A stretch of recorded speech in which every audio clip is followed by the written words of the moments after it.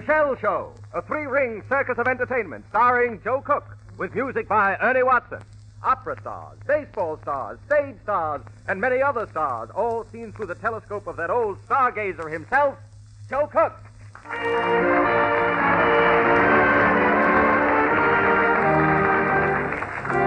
Thank you, and thank you, Ben Grauer. Now, if you will just move in a little closer, everybody, I'd like to point out some of the brighter stars that are out tonight.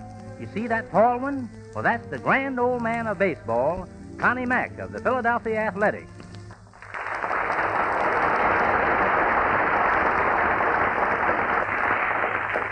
There's a funny thing about baseball. You read in the newspapers about Joe Hoosett, the veteran pitcher, and you figure Joe must be an old fellow with a beard who has to roll the ball up to the plate. Then you take a look at the records and find Joe is still in his 30s, and that's the way it goes. When a man stays in baseball for more than 10 years, they hang flags on him every Memorial Day. Tonight, I want you to meet a man who contradicts all this, the super veteran of the game, a man who was winning pennants before most of today's players were born. And here he is, Cornelius McGillicuddy, known to all baseball fans as the great Connie Mack. That's it, Joe.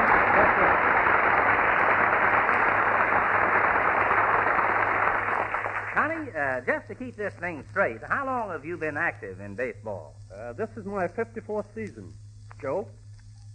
54 years. Only a temporary job, huh? Well, I guess it must be your favorite game. It's more than that. Baseball has been my whole life, and I wouldn't know what to do if I wasn't in the harness. You look mighty young for a man who's been wearing harness all these years. Thanks. You must have started the game playing in rompers. Thanks for the compliment, Joe. But I wasn't one of those infant prodigies. I was a raw rookie when I broke in. But I was wearing long pants. Well, what were you in the beginning, Connie? A pitcher? No, I was a catcher, but not a very good one. In 1895, I decided I'd rather be a manager. It's easier to tell the other fellow what to do. Well, when did you win your first pennant, Connie? In 1902. And did you win the World Series that year? There were no World Series at that time. The first World Series was in 1905 between the New York Giants and ourselves. They had a young Irishman for manager named John McGraw and a pitcher named Christy Matheson.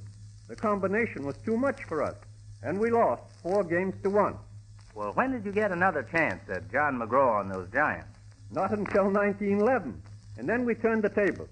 We had taken the World Championship from the Chicago Cubs in 1910, and we repeated again against the Giants in 1911. 2 in succession. Well, as we say back home, you really took your World Series seriously, didn't you? Yes, but we cooled off too soon.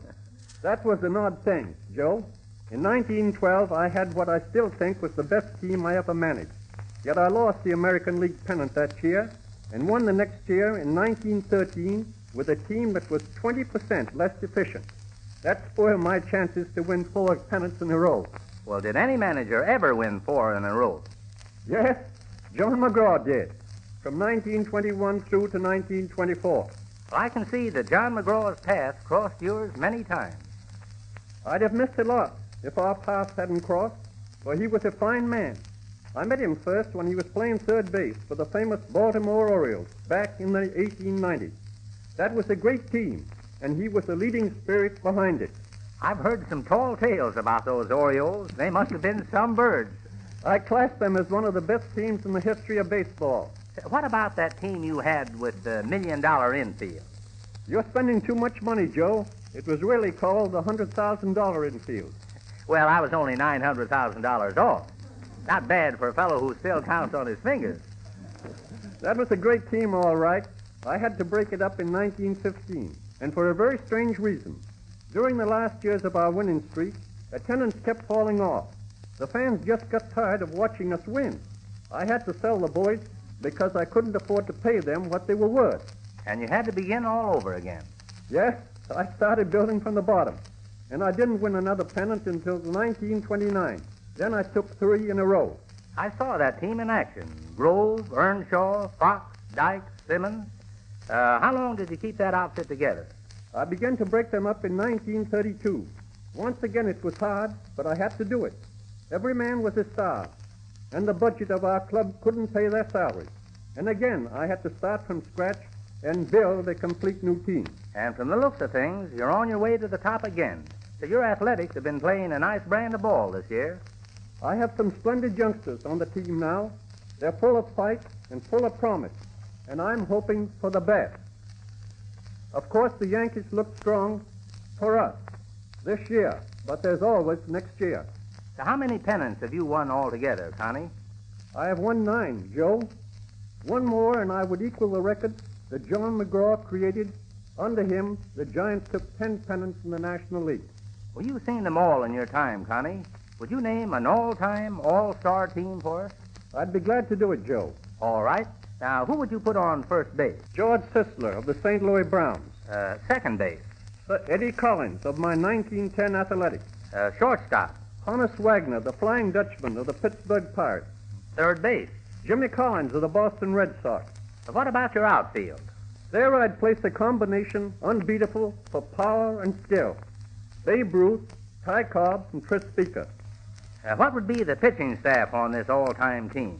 2 right-handers, Christy Matheson and Walter Johnson, and 2 left-handers, Rue Bordell and Lefty Grove. And who would be your catcher? Another player who was once one of my boys. He's been making a game fight this week, not on the field, but in a hospital, and my prayers and the prayers of all Americans have been with him. For catcher, Mickey Cochran, manager of the Detroit Tigers.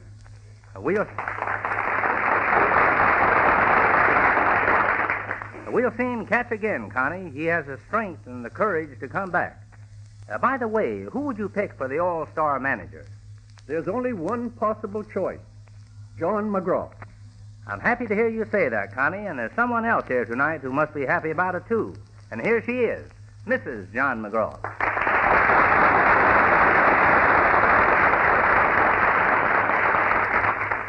Good evening, Mrs. McGraw. I suppose you and Mr. McGillicuddy have met before. Yes, and he's not Mr. McGillicuddy to me. He's Connie Mack. It's good to see you again, Connie. And it's good to see you, Blanche. I believe this is the first time since the All-Star Game of 1933 out in Chicago. Yes, it is. And I was rooting against you that day. Did you see that game, Mr. Cook? No, I missed that one. But you know, John and I were good friends, and he told me all about it later, which was just as good as seeing it. It was John's last year. He had retired, but they asked him to lead the National All-Stars. Connie Mack led the American League Stars. It was like old times again, watching them try to outguess each other. John did a wonderful job that day. He directed every play, called for every pitch. And yet we lost. It was no fault of John's. Babe Ruth broke up that game with a home run, Joe. And no man could tell what the Babe would hit. Yes, the Babe would hit almost anything but old ladies and little children. Well, Joe, after the game, John said if he had to lose at all, he was glad it was to Connie. Yes, John and I went through the wars together. We were always on opposite sides. Sometimes he won, sometimes I won. He liked to win, as any man should. He had a spirit that hated to accept defeat, but he always made it a clean, honest fight. He was a real sportsman and a credit to the game of baseball. Thank you, Connie. I spoke about John's record tonight, his 10 National League pennants. I'm still trying to equal it.